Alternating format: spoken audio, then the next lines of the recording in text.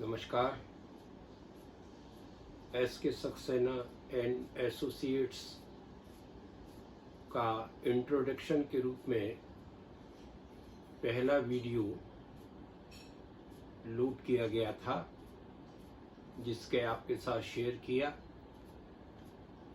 काफ़ी मित्रों ने उसको सब्सक्राइब किया है, बहुतों ने उस वीडियो को देखा और काफ़ी अप्रिशिएट किया है, अपने कमेंट्स दिए। इससे हमें प्रोत्साहन प्राप्त हुआ। उसी क्रम में परिचय के रूप में ही SK सक्सेना एडवोकेट्स के इंट्रोडक्शन के रूप में ये दूसरा वीडियो आपके सामने प्रस्तुत है, जिसके तहत में मेरा ये कथन है कि वकालत प्रारंभ करने से पूर्व शिक्षा पूरी होने के बाद मैंने राजनीतिक जीवन में प्रवेश किया और 1963 में सोशलिस्ट पार्टी का जिला का महामंत्री बना और डॉक्टर राम मनोहर लोहिया के साथ रहा। मुझे ये सौभाग्य प्राप्त हुआ कि डॉक्टर राम मनोहर लोहिया के साथ मैं दिल्ली में रहा और जब कभी डॉक्टर राम मनोहर लोहिया को ये महसूस होता कि उन्हें कुछ रेस्ट करना है तो वह मेरे पास अजमेर आया करते थे। 1967 तक डॉक्टर साहब के देहावसान तक मैं उनके साथ रहा और देहावसान के उपरांत तत्कालीन राजस्थान के वित्त मंत्री श्री बालकृष्ण जी कौल ने मुझसे आग्रह किया कि हमने भारत के संविधान की प्रस्तावना में सोशलिस्ट वर्ड जोड़ दिया है और डॉक्टर राम मनोहर लोहिया भी नहीं है, तुम विचारशील व्यक्ति हो, तुमको कांग्रेस के साथ आना चाहिए। मैंने उनके आग्रह पर कांग्रेस ज्वाइन की और मैं तत्कालीन 1967 में चुनाव हुआ और मैं यहाँ पर अध्यक्ष चुना गया। तब से मेरा राजनीतिक जीवन प्रारंभ हुआ और साथ साथ मैं 1963 से वकालत के क्रम में प्रारंभ कर चुका था। दोनों काम साथ साथ चल रहे थे, लेकिन तत्कालीन राजस्थान के मुख्यमंत्री मोहनलाल जी सुखाड़िया का मेरे पर बहुत आशीर्वाद रहा, उनका स्नेह प्राप्त हुआ। लेकिन वकालत और राजनीति के क्रम में राजस्थान उच्च न्यायालय के तत्कालीन मुख्य न्यायाधिपति BP बेरी साहब कहा करते थे कि दोनों का साथ नहीं होना चाहिए। उनका ये आग्रह था कि तुम राजनीति को छोड़कर वकालत पर कंसंट्रेट करो। लेकिन राजनीति में मेरे कदम आगे बढ़े और 1969 में मैं ऑल इंडिया कांग्रेस कमेटी के अधिवेशन में मैंने भाग लिया। इंदिरा जी का मुझे स्नेह प्राप्त हुआ। 1974-75 में मैंने अजमेर में अच्छी बड़ी आम सभा की, एक बहुत अच्छी रैली स्थापित की। फिर उसके बाद 1980 में इंदिरा जी का मुझे स्नेह प्राप्त हुआ। तत्पश्चात राजस्थान के मुख्यमंत्री शिवचरण जी माथुर का मुझे सानिध्य प्राप्त हुआ और वकालत के क्रम में मैं दिन पे दिन आगे बढ़ता चला गया।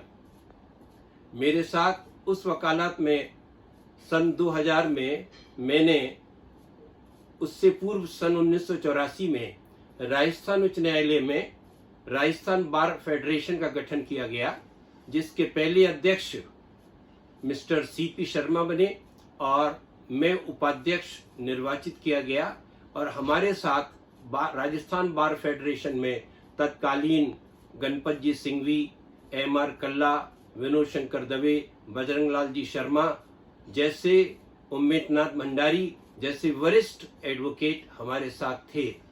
उसी क्रम में 1988 में मैं यहाँ पर जिला प्रमुख निर्वाचित हुआ और वकील की हैसियत से मैंने राजस्थान एडवोकेट फेडरेशन का गठन किया, जिसमें सन 2001 में और 2 में हमने यहाँ पर सेमिनार करना प्रारंभ किया और राजस्थान एडवोकेट फेडरेशन के बैनर पर हमने वकीलों में एक अच्छी फोर्स भाईचारा पैदा करने के ध्येय से और वकालत के क्रम में किस प्रकार से दक्षता प्राप्त की जाती है, किस प्रकार से हमें कोर्ट को एड्रेस करना चाहिए, किस प्रकार से हमें केस तैयार करना चाहिए, नई पीढ़ी को तैयार करने के ध्येय से राजस्थान बार फेडरेशन ने समय समय पर सेमिनार आयोजित की।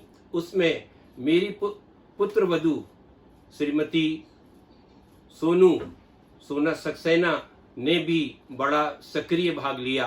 आज भी वह हमारे साथ राजस्थान हाई कोर्ट में एक सहयोगी के रूप में कार्य कर रही है और घर के काम के साथ साथ वकालत में भी उसका बहुत सक्रिय योगदान है। मेरे पुत्र आशीष सक्सेना राजस्थान हाई कोर्ट में बहुत अच्छी प्रकार से वकालत कर रहे हैं। उन्हें सभी जिलों का प्रतिनिधित्व करते हैं, सभी जिलों में काम उनके पास है और खास तौर से सर्विस सेक्टर में मिसलेनियस रिट में उन्हें अच्छी दक्षता प्राप्ति है।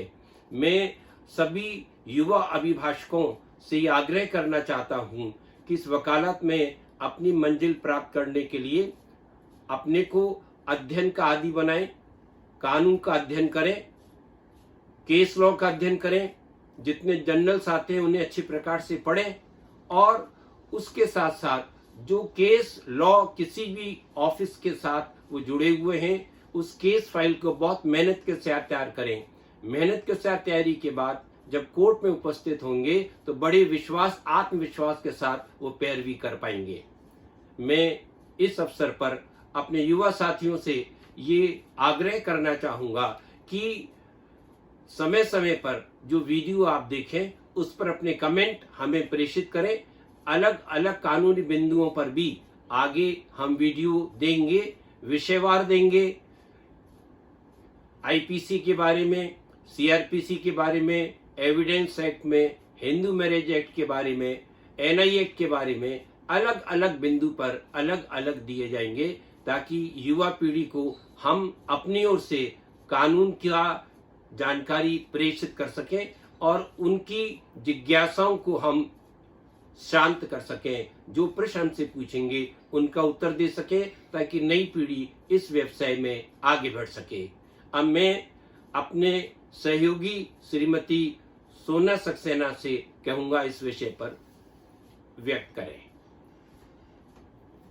मेरे ससुर साहब श्री सत्यकिशोर सक्सेना जी जो कि एक वरिष्ठ अधिवक्ता हैं, ये इनकी नॉलेज की कोई सीमा नहीं है। मैंने यहाँ आकर इनसे हर फील्ड में सीखा है, चाहे वो लॉ की फील्ड हो, पॉलिटिक्स की फील्ड हो, हर फील्ड में इनके मार्गदर्शन से ही मैं आगे बढ़ी हूँ और मैं ईश्वर की बहुत शुक्रगुजार हूँ कि इतना जो मेरे ससुर साहब एक वट वृक्ष की तरह हैं। जितनी नॉलेज हम इनसे कर सकते हैं ग्रहण उतनी हम करें, ये मैं मैक्सिमम उस पर चाहती हूँ और इसीलिए हम ये वीडियोस की सीरीज आप लोगों को प्रस्तुत कर रहे हैं ताकि सिर्फ हम लाभान्वित ना होकर आप सब भी इनकी नॉलेज का और इनके एक्सपीरियंसेस से लाभान्वित हों। धन्यवाद। जय हिंद।